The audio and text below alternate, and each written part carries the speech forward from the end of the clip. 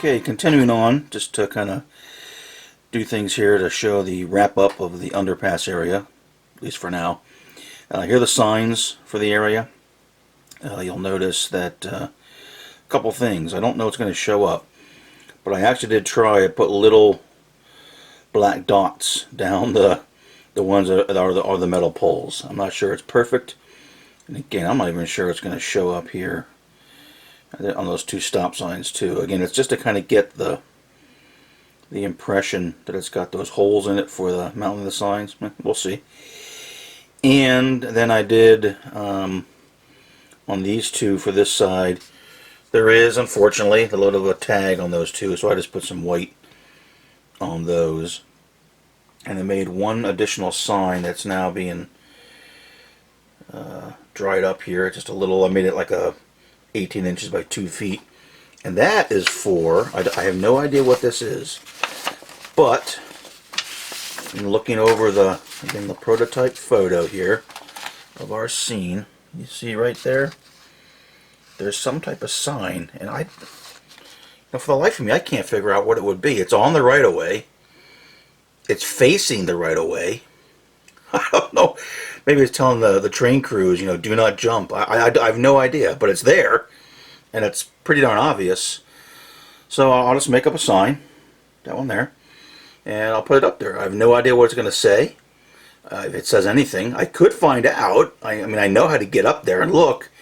It would require trespassing, and I don't condone that, so I might not worry about it and just assume it's a sign. It will be facing away, so on a layout you'll never really be able to see it or read it. I'm just really curious. It's more curiosity than anything. That's why is there a sign there up on the right of way facing the right of way? I don't know. I have no idea, but we'll get that done and we'll put that up.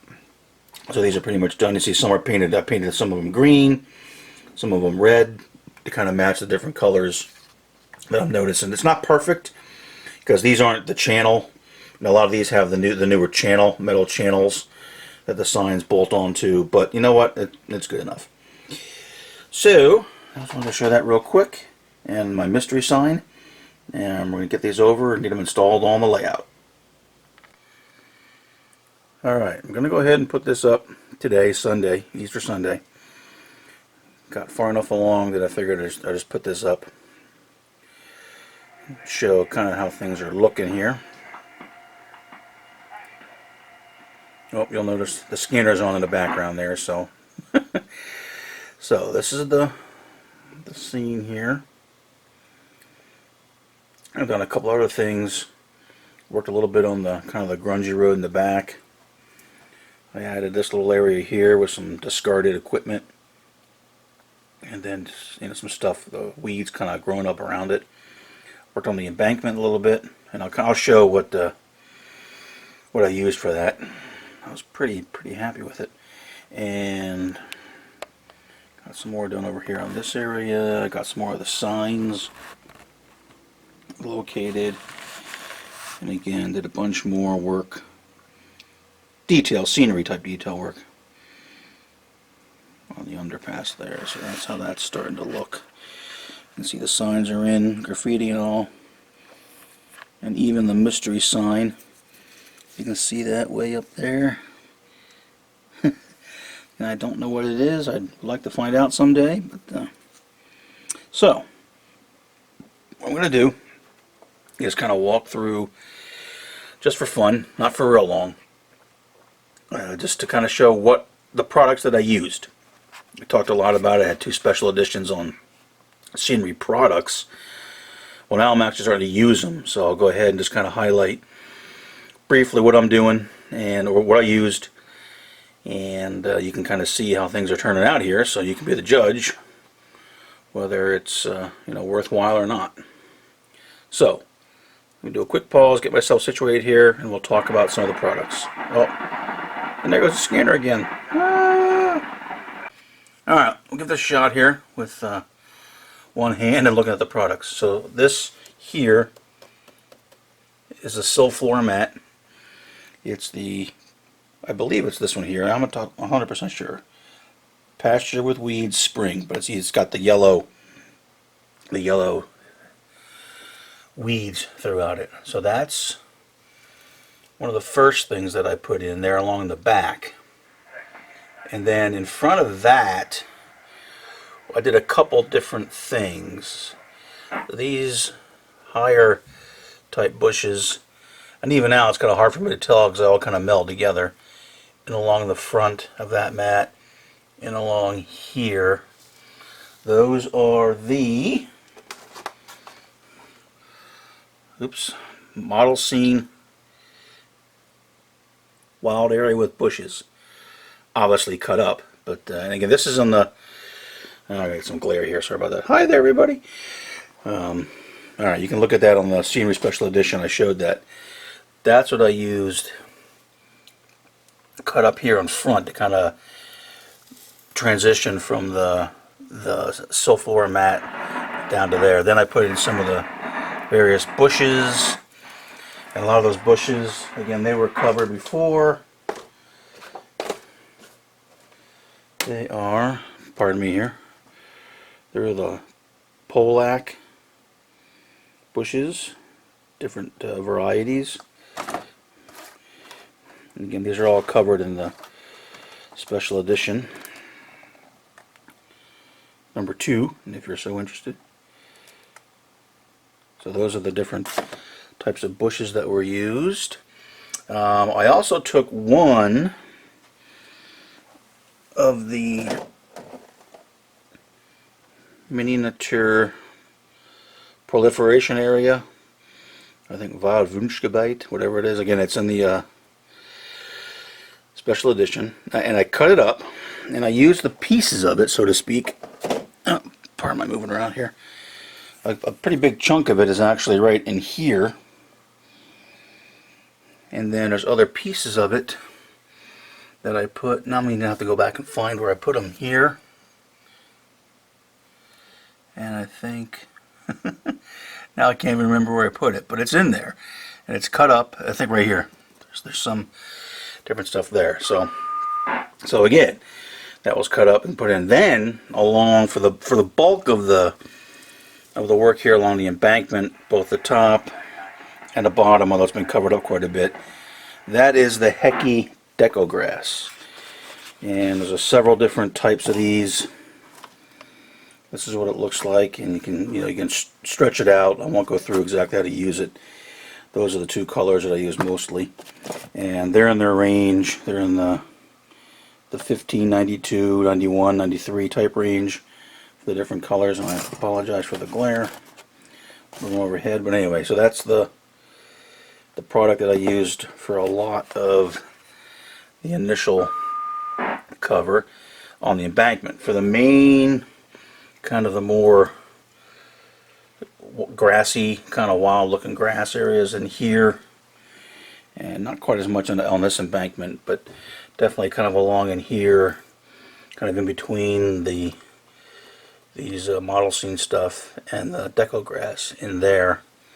That is, that's the Hecky Wildgrass. And there's several products again in their range, 1855, 1857. They're the different colors. There's anything that says exactly what it is. Yeah, oops. I don't want to cooperate with focusing, but these are the large sizes. They make smaller ones as well. Oh, hello there. These are really good, and you can stretch them. They last pretty long. That's what this is here. Let me pause. We're going to have a little conversation there on the scanner. Alright, I had to turn the volume down because they're just being chatty McChatterbox today. So, like I said, this is the wild grass in here. And then there's just some various silphilar tufts. Again, some of the woodland scenics, flowering grass that I mentioned before. I think I showed it on the last update. That's good stuff. So that's all through there. And then for some of the which actually looks a lot like shrubs. I'm pretty happy with the way it looks. I used it through there, used it around the portal. There's some interspersed throughout here. Although now that's getting harder to tell now that more and more is getting done. There's some here, different colors. Here, here, that is the, where did I put that? Let me show you over here. What they call blader floor. It's basically like a leaf foliage. And again, that's in the range, you know, roughly the 1670, I don't know, 3, 4, 5, 6 in that range. Different colors, a lot of different colors. I tend to use more of the, of a kind of a, you know, medium green color, but they make quite a few colors. Yeah, dunkel green, dark green. That's when I use quite a bit. Very good. And then interspersed with that is the Hecky Floor, F-L-O-R. And that's in the range, you know, if you're looking at 50 to 55, something like that. I don't know the exact range, but, and this is a little thinner material. And again, you can kind of take it out and you stretch it apart when you go to install it. And it looks very good, again, for some of the higher, that's it right in here, some of the higher type, you know, denser foliage. It's some here, and it's nice. You can just kind of pull it apart, and once your base is done, you don't have to worry about gluing it. There's very little that I had to actually glue in here. And there's some there in the back. This right here is it there. And again, now that's together, I have to really look, because it's all kind of, as I would hoped it would, kind of meld together. So that's kind of used for, you know, kind of like the base. And like I said, the wild grass, you can pull it thin. You can come back and add some bare spots in it for trees, or just some, you know, I think it looks a lot better with some bare spots in there. You can see some up in here and whatnot. So that's that stuff. And then I came over and started to work. And there's some static grass, just some regular static grass. There's some here. There's some in here. There's a little bit up here. I put some out here. And for that, I'm just using some sill floor. Just, you know, various static grass. There's a lot of static grasses out there. And again, I use the Knock Grass Master, which is fine. It works for me. Here's a blend. I kind of mix stuff together and use that. So that's also some of that in there. Obviously, there's some ground foam, some burnt grass is kind of sprinkled in amongst there. A lot of the dirt color that I kind of like is, again, this is, I covered this before, but it's Diorama Dirt by Monster Model Works. I bought some of this from Scenic Express. It's like a dirt, but I don't really like it. It's real heavy. It doesn't seem to hold glue very well. I just don't like it as much. And plus, it smells. So I probably won't buy any more of that. I had some. I don't know where I bought it. It was a much better, kind of a little darker dirt. I really like it, but I don't remember where I bought it. I'd like to get some more of it. But you know, I use that sprinkled in amongst different areas. Some of that's sprinkled in amongst here with the kind of a combination material, because this isn't really a dirt road. It's just kind of an area where you can drive around the field.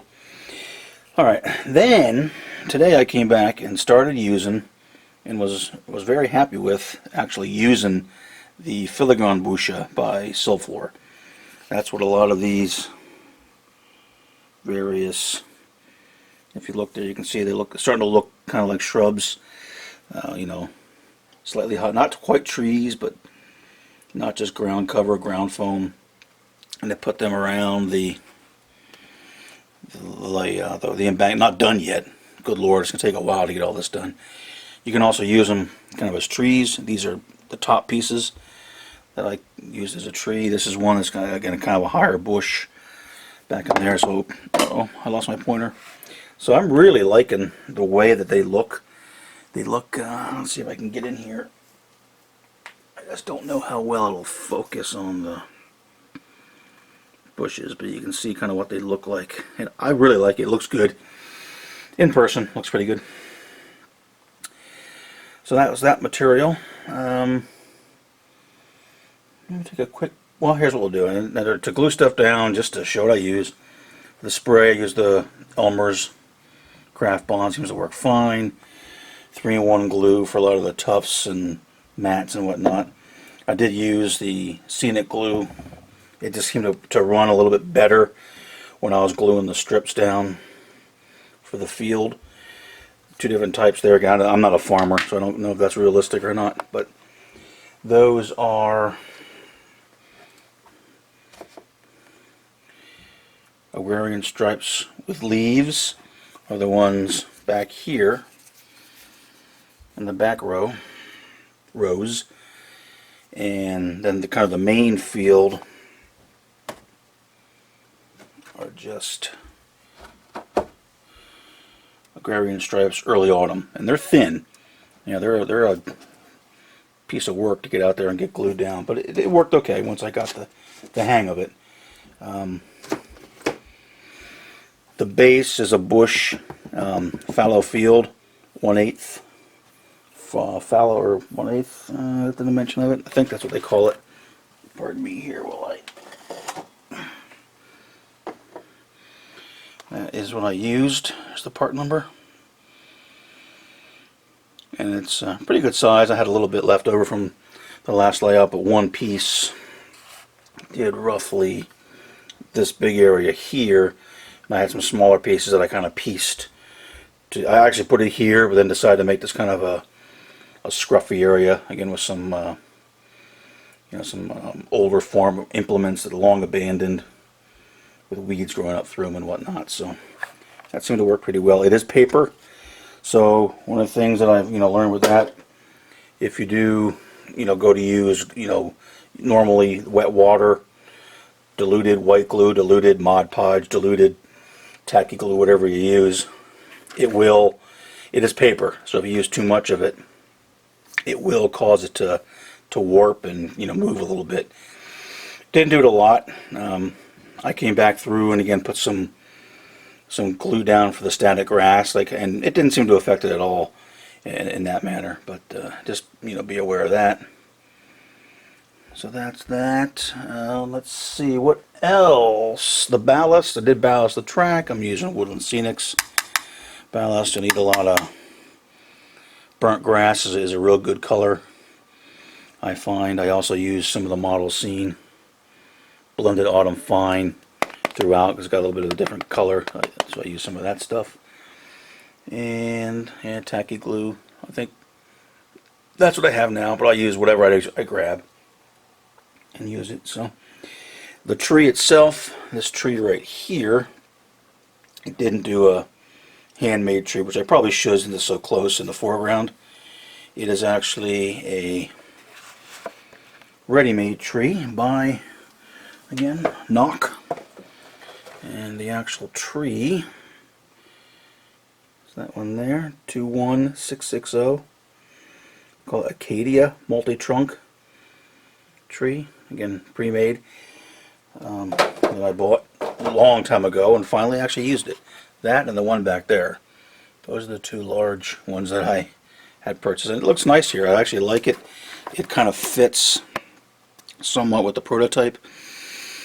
The tree is a multi-trunk like that. It's not exact, of course, but it's pretty darn close. So, and again, I'm really happy with the filigrane bushel. Again, I showed this before. I'll just pull one of the packs because what I did, you can see the stuff in there, and you can pull them out and you break them up. And I broke up basically one of them, and got almost all of the smaller stuff. These are all the smaller bushes that you see here, in here, up along here. Might show up a little bit better here, up along the embankment there. That's all that. Just kind of pull them apart, and I poke a little hole and put some 3-in-1 glue and glue them in.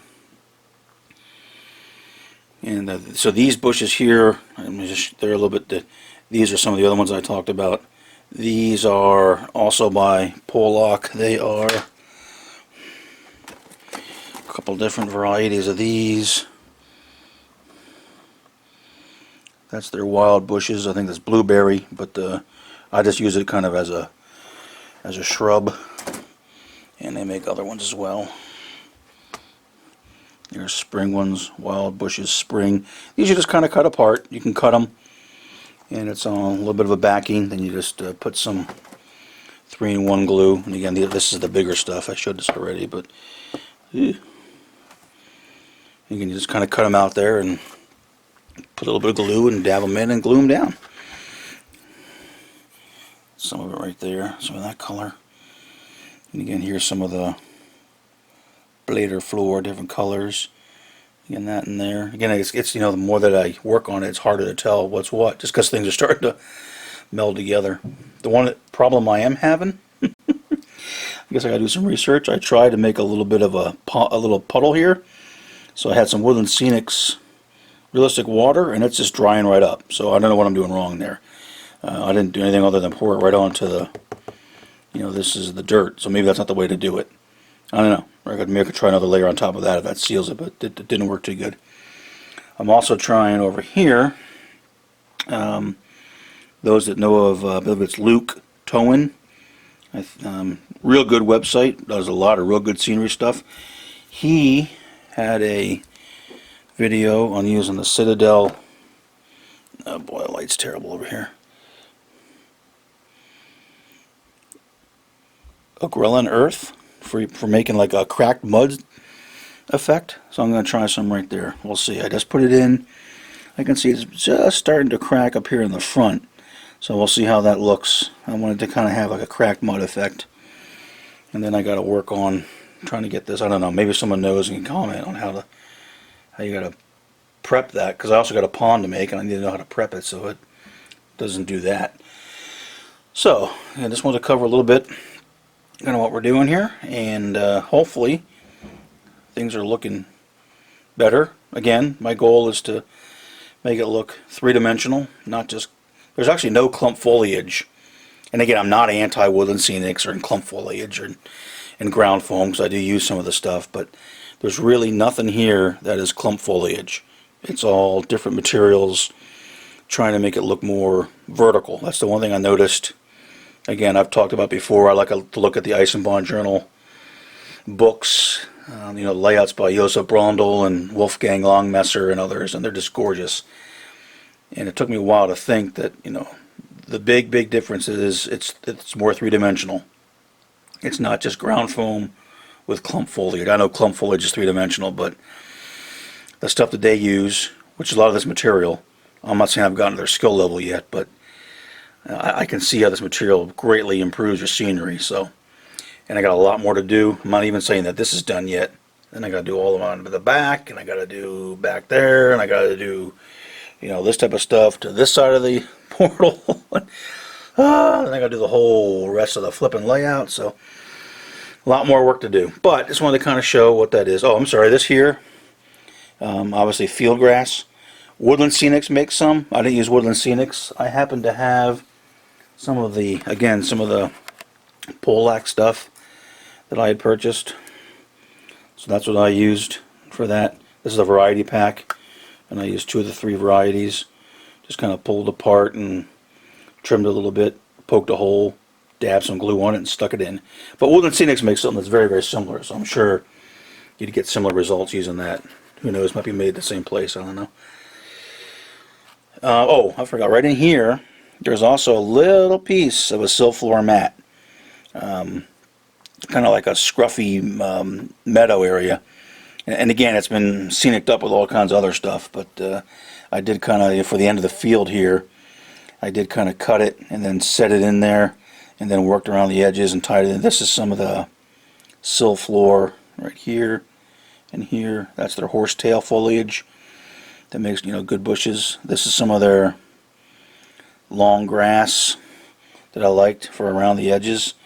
That's some of the short grass, but it really is a good product. And in fact, I thought I had some of that out somewhere, but it's good. It works very well for. It's kind of in here along the edges here, and also up there in the center.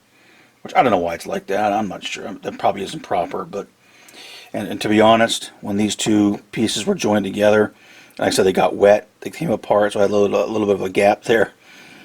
So, and I probably should have just run you know, the field, because this is a tiny little field, really. I mean, this could be someone's backyard. I mean, the fields out in this area that are around this area in the scene will be as big as my whole layout. But, so I just put a strip there and said, well, they kind of drive in. See the little dirt access where this guy pulled off. You know, that's how they kind of drive in there and move around the field. I don't know. But, again, I'm not a farmer. So, that is that. Like I said, these two guys pulled off here. They heard the scanner chirping, so there could be a train coming, so they're kind of pulled off here to see if anything comes by. So let's see, maybe something will come by. I'm not sure.